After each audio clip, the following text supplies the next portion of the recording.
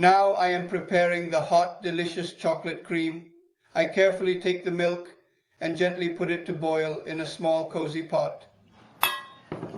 I put in approximately half the sugar, and now I let it gradually and carefully boil.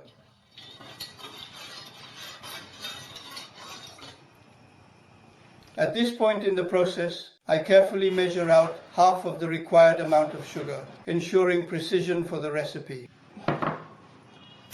To begin with, I take 2 fresh yolks and beat them thoroughly until they reach a smooth and creamy consistency. This process is crucial as it ensures that the yolks are well incorporated into the mixture. Next, I gradually add the flour, sifting it slowly into the bowl to prevent any clumps from forming. If I notice any lumps in the mixture, I take immediate action by adding a small pinch of vanilla extract. This not only enhances the flavor, but also helps in smoothing out the texture.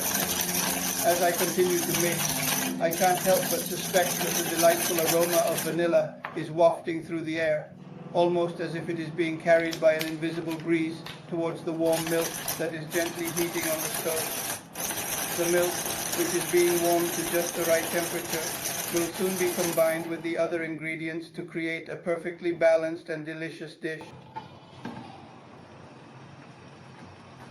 Now the milk is boiling. While it boils, I pour it over the stove, into the saucepan, and in a few minutes it is ready. This is the custard.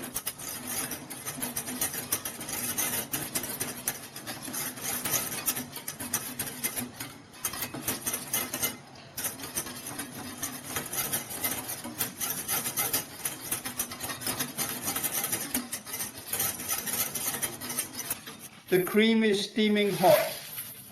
I slowly and gently pour in the rich and velvety dark chocolate and stir it.